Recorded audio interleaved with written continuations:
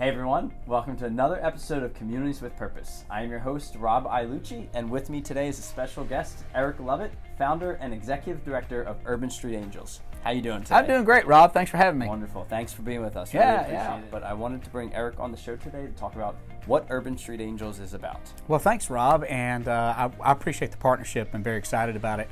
Urban Street Angels, we work with homeless youth here in San Diego, and you may say, what kind of need is there in San Diego and how many youth are on the streets? But on any given night here, there could be between 1,000 and 1,500 homeless youth that are living on the streets. Some are couch surfers. Some may be in school and have no place to live. But they all have a need, and so we exist in order to give that support and meet that need to keep them off the streets. So when we say homeless youth, is there a particular age range? So our demographic is 18 to 25. Most of all of our youth experience mental illness, so they deal with depression or PTSD.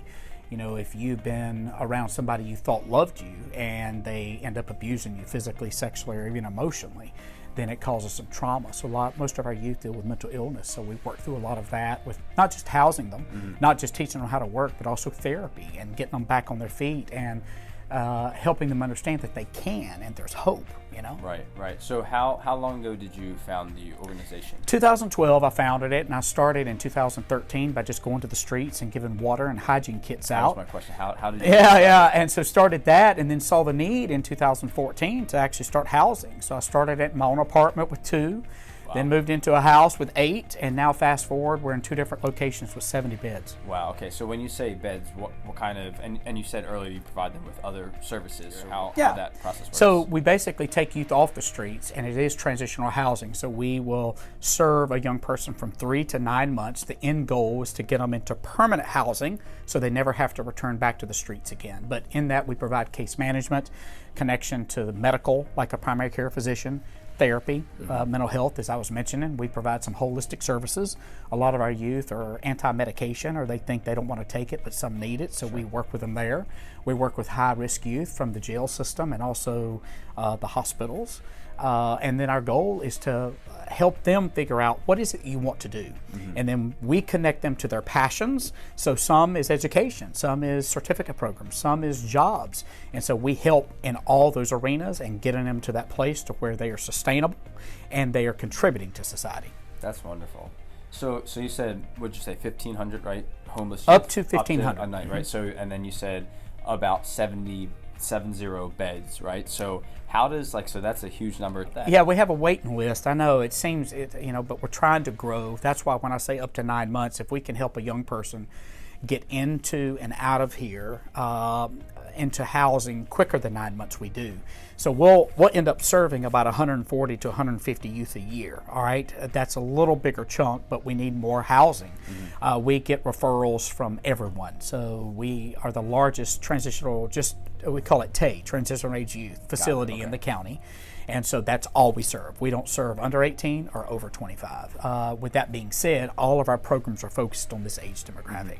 So we do have a large waiting list. We get referrals from everybody.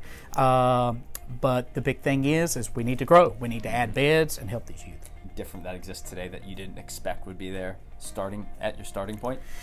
Well, I always knew that there was a need when I started it because there were very few beds, but I did not realize that the need is ongoing. So you think, 1,500, let's just chip away at that number, and in 10 years we won't have any more, but it doesn't work like that, because for every 100 that I take off the street today, there could be another 50 or 70 coming along behind it that have experienced trauma and people that abuse them. You know, a lot of people think, in our demographic, well, why don't you just get up and get a job? Why don't you stop being lazy? But it's not about that many times. It's about mental health, and it's about where they stand. And so for those that we're taking off, we're still having to face the other young ones that are getting kicked out and that are on the street. You know? Right. So your organization does a wonderful job of contributing to the community. It goes back to we always need resources. So we're in our building here. We have 45 beds here and then another 25 in another location. But finding other properties, finding other beds, and finding areas that we can grow and expand. And I think our biggest need is to donate, is to give. You know, we also have a need, and that's monetarily, but we also have a need for mentors. You know, we pair every youth with with a mentor, an individual, a person in the city that can spend time with you, just like you are. You're a mentor now, but can really impact the youth in a positive way while they're here, but after they're here. Because just like you and I know, it's about relationships. None of us are created to be alone. We're not, no man's an island. So if we can form those relationships, not just us as staff or the organization, but individuals that can give to your community. I've always said this: leave your community better today than what it was when you found it, and give more than you take. And so that's the key element. So yes, we need monetary donations, and you can do that on our website, but really it's about getting involved. And maybe it's an organization that you know of, or maybe it's something that you're passionate about.